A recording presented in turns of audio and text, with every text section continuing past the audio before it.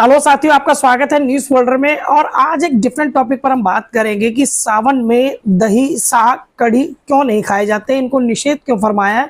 और शास्त्रों में भी ये कहा गया है कि सावन के महीने में आप दही, कढ़ी और साग मत खाइए, इन चीज़ों का परहेज कीजिए।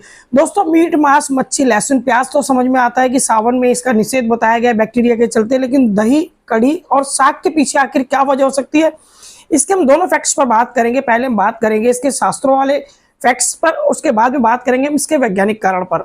तो सबसे पहला, इसका जो शास्त्र में मना फरमाया है वो इसलिए मना किया गया है कि सावन के महीने में सात्विक भोजन करने की अनुमति दी गई है। और कढ़ी बेशक से पौष्टिक हो, बलशाली हो, यही हाल साग का भी है, वो कढ़ी के मुकाबले बलशाली हो, पौष्टिक हो, लेकिन इन दोनों ही चीजों को बनाने का जो तरीका है वो सात्विक सिद्धांतों पर खरा नहीं उतरता, इसलिए शास्त्रों में इसको खाने के से जो मना कर दिया गया है और सावन के महीने में निषेध करा है। इसके अलावा अगर हम बात करें कि भगवान शिव को प्रकृति से बड़ा प्यार है, यही वजह है कि शिवलिंग के ऊपर बेलपत्थर के पत्ते, भांग के पत्ते, पानी, दूध आदि ऐसी चीजें चढ़ाई जाती हैं। और सावन के महीने में दही से भगवान शिव का अभिषेक किया जाता है। तो जिस चीज से भगवान शिव का अभिषेक किया जाता है उस चीज को खाने में ना लें, ये एक प्रकार से सम्मान दिया जाता है। इसलिए शास्त्रों में सावन के महीने में दही, कढ़ी और साग खाने को मना किया गया है। अब ये बात होगी दही की और कढ़ी की कि इस तरीके से शास्त्रों में जो अपना एक एग्जांपल देकर के इसको मना किया गया। अब बात करेंगे कि कंप्लीटली इसका वैज्ञानिक कारण क्या है, आखिर वैज्ञानिक तथ्य क्या है इसके पीछे कि सावन में इन चीजों को निषेध किया गया है। जैसा कि मैंने वीडियो की शुरुआत में बताया कि सावन में तामसिक चीजों का परहेज किया जाता है और सात्विक भोजन किया जाता है। बैक्टीरिया पनपते हैं सावन में, इनकी संख्या बढ़ जाती है, इनमें बढ़ोतरी होती है और हर जगह बैक्टीरिया पाए जाते हैं, इसमें कोई शक नहीं है। और दही भी एक बैक्टीरिया से बनता है, तो दही में भी जब तक बैक्टीरिया नहीं बनेगा, बैक्टीरियासेलिस, तब तक वह दही जम नहीं पाएगी।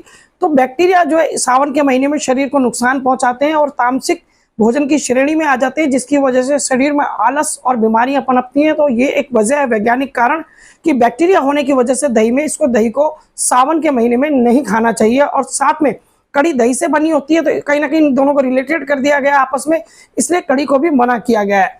और जैसा कि आप और हम सभी जानते हैं कि सावन के महीने में कीट पतंगे और बैक्टीरिया ज्यादा हो जाते हैं। आप देखेंगे कि जो पत्तों के अंदर बैक्टीरिया है, जो कीट हैं, उनकी भी संख्या ज्यादा हो जाती है। यही वजह है कि जब पशु उन फूल पत्तियों को खाते हैं, खाने के बाद में दूध देते हैं, तो वो बैक्टीरिया कहीं ना कहीं दूध में भी आ जाते हैं और दूध से ही दही बनती है। तो एक कारण है ये भी है कि जो बैक्टीरिया पत्तियों के माध्यम से दूध में आया है और दूध से दही में आया है, उस वजह से भी दही को मना किया है। और साग जो पत्तियों से बनता है प्रॉपर, तो पत्तियों में मैंने आपको बताया कि जो कीट हैं और जो जीवाणु हैं उनकी संख्या बढ़ जाती है।